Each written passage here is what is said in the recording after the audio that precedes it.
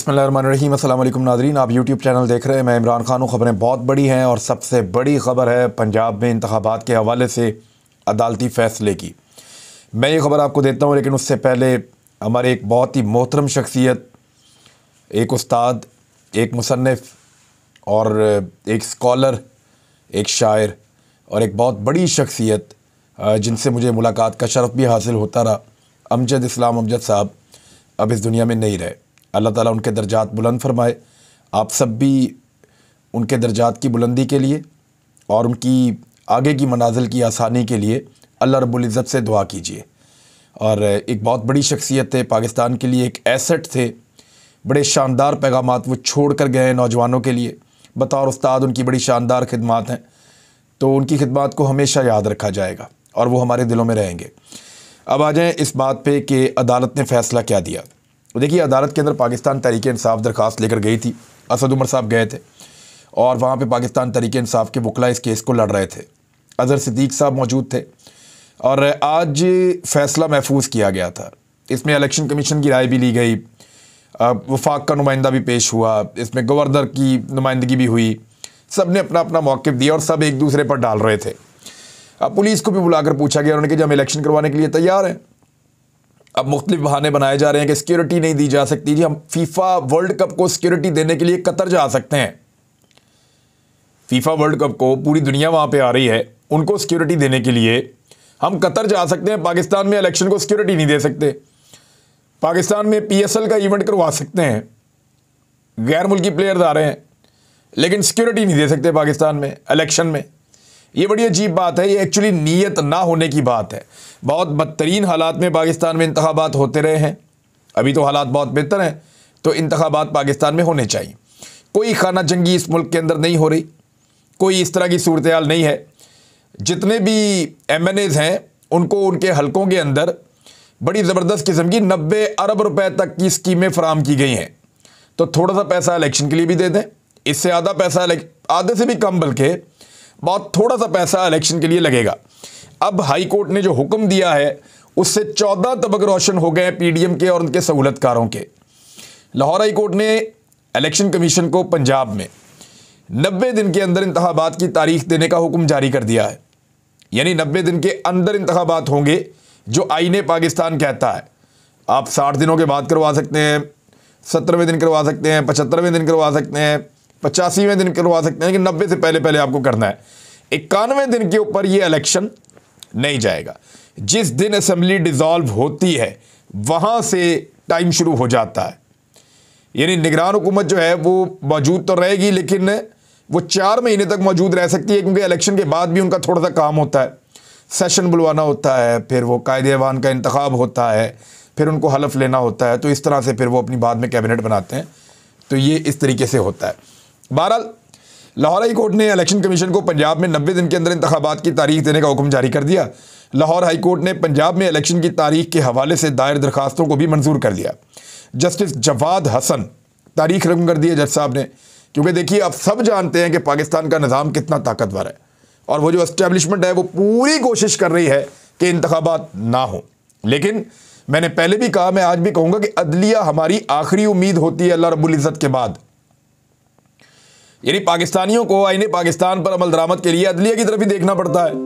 तो जिसको भी इंसाफ चाहिए उसके लिए अदलिया आखिरी उम्मीद होती है। तो यहाँ पे अदलिया की जानिब से ये फ़ैसला आया है और जस्टिस जवाद हसन की बहुत लोग तारीफ़ कर रहे हैं, बहुत शुक्रिया अदा कर रहे हैं उनका इंसाफ फराम करने पर। और जनरल सेक्रेटरी असद उमर समेत दीगर की दरखास्तों पर समाअत की और महफूज फ़ैसला जो था वो सुना दिया है। इलेक्शन कमीशन के वकील ने इलेक्शन बरवक्त करवाने से माजूरी जाहिर कर दी। इलेक्शन कमीशन के वकील का मौक़िफ़ था दौरान समाअत कि तारीख देना इलेक्शन कमीशन का काम नहीं है, लेकिन अब तो अदालत ने हुक्म दे दिया तो इलेक्शन कमीशन अब तारीख देगा 90 दिन के अंदर इंतखाब करवाने के लिए।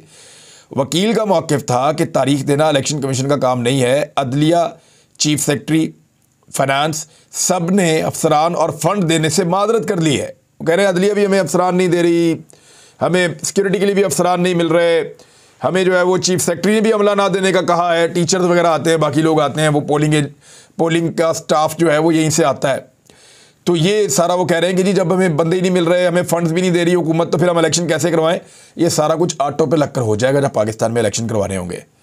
इलेक्शन कमीशन ऐसे हालात में कैसे इलेक्शन करवा सकता है? हमें इलेक्शन करवाने के लिए 14 अरब रुपए की ज़रूरत है। वो जो 90 अरब दिए ना रिश्वत के तौर पे अरकान असेंबली को कि जाओ जाके अपने हलकों में इसको खर्च करो ताकि इलेक्शन जीतने में आसानी हो, उस 90 अरब में से 14 अरब रुपया निकाल के इनको दे दें।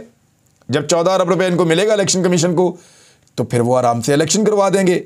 और फिर उन्होंने अपना एक मौक़िफ़ रखा हुआ था, लेकिन बाद में जो है वो इलेक्शन कमीशन को हुक्म जारी किया गया अदलिया की जानिब से। अब पाकिस्तान तहरीक इंसाफ फिर जश्न मना रही है, खुशियाँ मना रही है, और उन्हें लगता है कि अब इंतखाब आने वाला। अब इंतखाब होगा कब?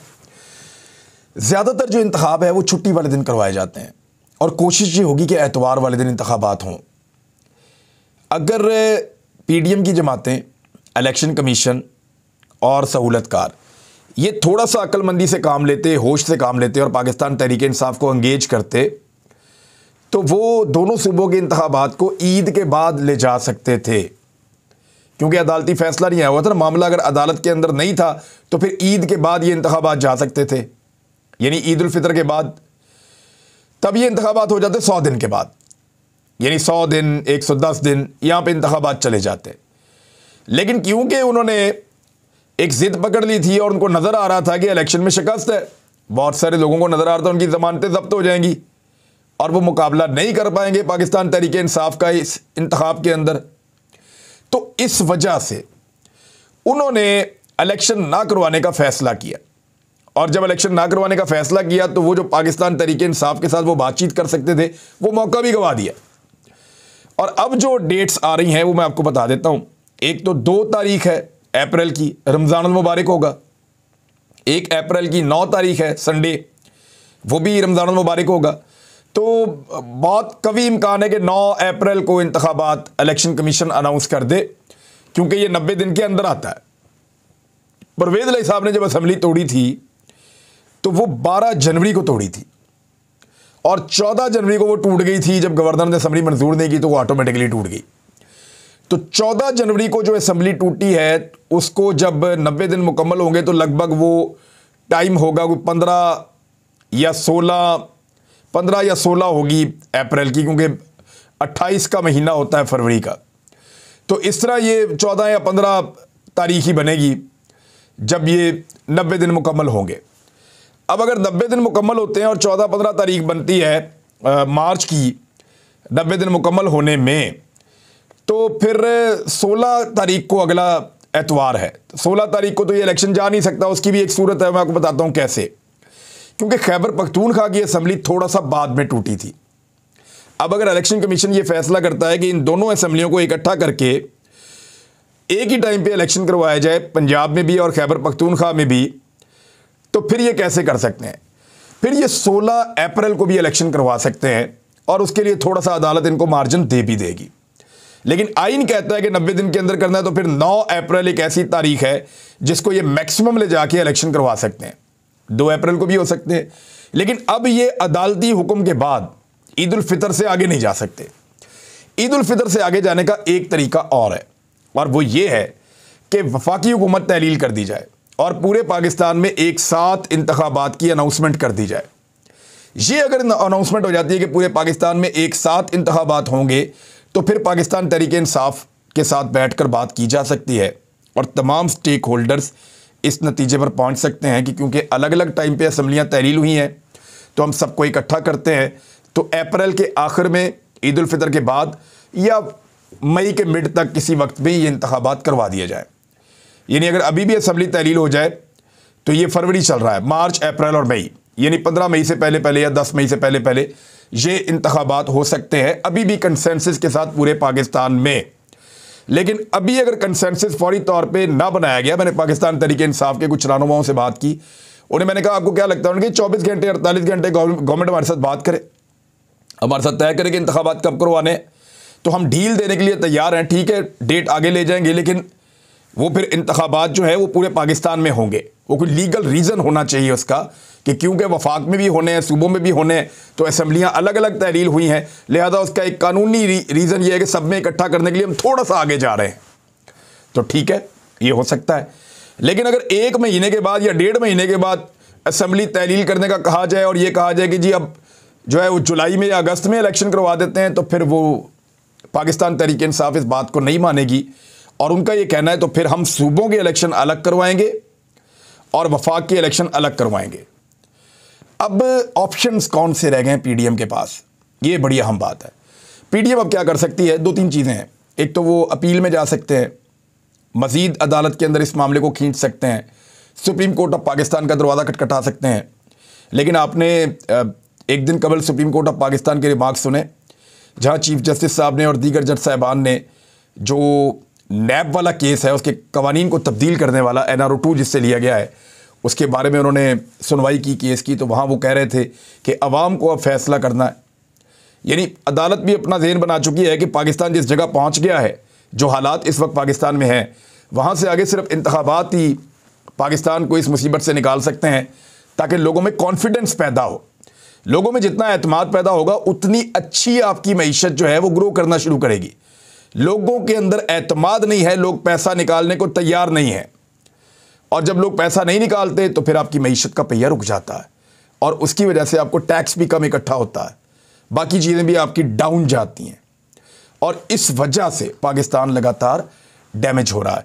तो वो अदालत को भी ये लगता है कि पाकिस्तान का हल जो है वो इंतखाबात के अंदर है। अगर सुप्रीम कोर्ट जाएंगे तो वहाँ से भी आईने पाकिस्तान के मुताबिक इंतखाबात करवाने का ही कहा जाएगा, क्योंकि चीफ जस्टिस साहब ने अपने रिमार्क्स में बाकायदा याद भी दिलवाया था कि इलेक्शन कमीशन ने कहा था कि नवंबर तक वो इंतखाबात के लिए तैयार हो जाएंगे और इंतखाबात करवा देंगे। तो पब्लिक ही अब फैसला कर सकती है बहरहाल। तो ये जी अब एक ऑप्शन तो ये है। दूसरा ऑप्शन ये है कि अमेरिका से कोई मुदाखलत हो दोबारा, और तगड़ी मुदाखलत हो, और उस मुदाखलत के बाद पाकिस्तान की एस्टेब्लिशमेंट अभी तक तो बहुत ढिठाई के साथ वो सब कुछ करती है, ये जो उनका दिल करता है, इसको उठाओ, उसको नंगा करो, उसको मारो, उसको करंट लगाओ, उसको बाहर जाने दो, उसको इधर निकालो, उसको बाहर से आने से रोको, इसको बाहर जाने से रोको, इसको ऐसे करो, इसको वैसे करो, यानी अजीबोगरीब चीज़ें करवाई हैं। और ये प्रोपेगेंडा करो, ये वाली ऑडियो निकालो, ये वाली वीडियो, ये सारा ऐसे ही चल रहा है। यानी एक घिनौना और गंदी किस्म की पॉलिटिक्स हो रही है पाकिस्तान में और एस्टेब्लिशमेंट इसमें इन्वॉल्व है। अब अगर पाकिस्तान की एस्टेब्लिशमेंट अमरीकी आशीर्वाद के बाद और उनकी मुदाखलत के बाद पाकिस्तान में एक एमरजेंसी जैसी सूरत हाल नाफिज कर दे और ये कहे कि 2 साल तक इस मुल्क में कोई इंतखाबात नहीं हो सकते, तो ये एक तजुर्बा किया जा सकता है। लेकिन क्या वो लोगों को रोक लेंगे? पाकिस्तानी अब नहीं रुकने वाले। पाकिस्तान की एस्टेब्लिशमेंट के लिए पैगाम है कि मज़ीद पंगेबाजी से गुरेज करें, और ये मुज़र सेहत है, क्योंकि पाकिस्तान के लोग जो हैं उनकी आंखें खुल गई हैं। पाकिस्तान के लोग जो हैं वो अब बंद कमरों के फ़ैसलों को तस्लीम करने वाले नहीं हैं, और उन्हें फ़ौरन आइडिया हो जाएगा कि ये जो मनसूबा बनाया गया है इसके पीछे ग़ुलामी वाली सोच है, इसके पीछे सिर्फ इमरान खान को रोकने वाली सोच है। और इमरान खान तो अब रुकेगा नहीं, क्योंकि लोगों ने उसको अपनी ज़िद बना लिया है। अभी इमरान खान साहब बाहर नहीं निकले और मरीम नवाज़ साहिबा की फ्रस्ट्रेशन बढ़ती चली जा रही है, यहाँ तक बढ़ गई कि वो जिन पाकिस्तान तहरीक इंसाफ के नौजवानों को गाली जैसे लफ्ज़ से बुलाती थी, यानी वो जो यूथ के नौजवान हैं उनको एक गाली से ड्राइव किया हुआ लफ्ज़ है जिससे वो बुलाती थी, उनके लिए गंदे अल्फाज, गंदे अलकाबात निकाले गए। और मरीम नवाज़ और उनके लोग हमेशा कहते थे कि ये सबसे बदतरीन लोग हैं और सबसे बदतरीन नस्ल है और सबसे ज़्यादा बदतहज़ीब हैं, बदतमीज़ है, इस किस्म की बातें वो करते थे। तो आज मरीम नवाज़ ने उनको मोहब्बत का पैगाम दिया है, क्योंकि मरीम नवाज़ को नज़र आ रहा है कि उनको नौजवान छोड़ गए हैं। उन्हें नज़र आ रहा है कि उनके जलसों में अब वो बात नहीं रही। उन्हें नज़र आ रहा है कि मकबूलियत हाथ से निकल गई है और अब गेम उनके हाथ में नहीं है। तो उन्होंने पीटीआई के नौजवानों को मोहब्बत का पैगाम दिया। और याद रखिए, जिस इमरान खान ने इन सबको दीवार के साथ लगाया हुआ है ना, वो 3 महीने से अभी घर से नहीं निकला। जब से उसे गोलियां लगी हैं, कुछ दिन अस्पताल में गुजारने के बाद वो अपने घर चला गया था। वो घर में सिर्फ मुलाकात करता है या बात करता है, वो अभी तक अपने घर से नहीं निकला दोबारा, सिर्फ 1 दिन के लिए आया था। और जब वो दोबारा निकलेगा और जब वो मैदान में आएगा तो फिर ये मुकाबला कैसे करेंगे? हर हाल में नवाज शरीफ को वापस लाना पड़ेगा ताकि कुछ हद तक मुकाबला हो सके। लेकिन क्या, ये सवाल मैं आप सबसे पूछता हूँ, आप इसका जवाब दीजिएगा मैसेजेस में, कि क्या आपको लगता है कि नवाज शरीफ भी आकर अब कुछ संभाला दे पाएंगे पीडीएम की सियासत को? यानी जनरल बाजवा के इंटरव्यूज़ और वो जो प्रोपेगेंडा किया जा रहा है वो भी नाकाम हो रहा है। नवाज शरीफ साहब जो कर रहे हैं वो भी नाकाम हो रहा है।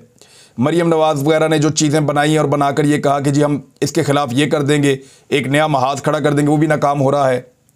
उल्टा पार्टी के अंदर तोड़ फोड़ हो रही है। तो इन सारी चीज़ों के साथ जब ये इंतखाबात में जाएंगे तो मुश्किलात कम नहीं होंगी। मेरे सियासी अंदाजे में मुश्किलात PMLN के लिए स्पेशली बहुत बढ़ेंगी। जरदारी साहब तो रिलैक्स होंगे क्योंकि सिंध के अंदर तो इलेक्शन नहीं होने जा रहा और सिंध में वो इलेक्शन अभी करवाना भी नहीं चाहते और उन्हें आइडिया है कि सिंध में इलेक्शन कैसे करना है। लेकिन पंजाब में मियां नवाज शरीफ साहब के लिए ये बड़ा मुश्किल टाइम है, बहुत मुश्किल टाइम है। यानी उनको इतने डी फेम वो कभी नहीं थे पंजाब में जितने वो इस वक्त हैं। और 3-3.5 साल हो गए मुल्क में वापस भी नहीं आ रहे, 4 हफ्ते का कहकर गए हुए हैं। तो जब आएंगे तो लोग कहेंगे आप तो भगौड़े हैं, आप तो मुल्क छोड़कर भाग गए थे और आपकी हुकूमत में भी आप वापस नहीं आए। यानी 1 साल हो गया उनके भाई की हुकूमत है पाकिस्तान में और अपने भाई पे भी एतबार नहीं है कि वो पाकिस्तान वापस आ जाएं। यूरोप की सैर के लिए चले गए, पाकिस्तान के सैलाब मुतासरीन को देखने के लिए नहीं आए। देखें आप इनका दिल कैसा है।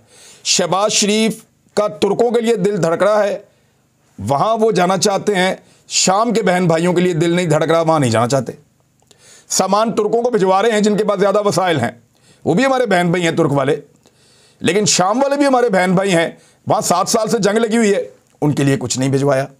उनके लिए सिर्फ दुआएं हमारे पास। क्या हमारी तवज्जो वही होगी जहाँ पे हमारे बच्चों का इंटरेस्ट होगा, या जहाँ हमारे बच्चे जो हैं वो जिसके बारे में ज़्यादा हमारे बच्चों को शौक होगा उस तरफ ही आपकी ज़्यादा तवज्जो होगी? मियाँ साहब, आप वज़ीर-ए-आज़म पाकिस्तान है, आपने सब ममालिक के साथ ताल्लुकात बनाने हैं। अब तुर्की जाना चाहते हैं, वहाँ तबाही आई है। एक भाई के दिल में इतना दर्द है कि वो पाकिस्तान से तुर्की जाना चाहता है कि बहुत तबाही आई है, और दूसरे भाई के दिल में इतना ही दर्द है कि वो पाकिस्तान आगे सैलाब ज़दगान को नहीं देख रहा कि वहाँ उससे भी बड़ी तबाही आई है, उससे भी ज़्यादा लोग जहाँ बहक हुए हैं, उससे भी ज़्यादा लोग बेघर हुए हैं। तो ये सिर्फ और सिर्फ सियासत और बेईमानी है और कुछ नहीं है, और कुछ नहीं। अब ये फंस गए इलेक्शन में, याद रखिएगा, ये फंस गए। और ये इतना बुरा फंस गए कि निगरान हुकूमत जिसको लगता था हम 6-6 महीने चलेंगे, वो बेचारे अब उनका तकरीबन 1 महीना तो गुजर गया, 2 बाकी रह गए, वो भी गुजर जाएंगे। टाइम तो गुजर ही जाता है, चाहे अच्छा हो चाहे बुरा हो। अब तक के लिए इतनी, अपना ख्याल रखिएगा, अपने चैनल का भी। अल्लाह हाफ़िज़।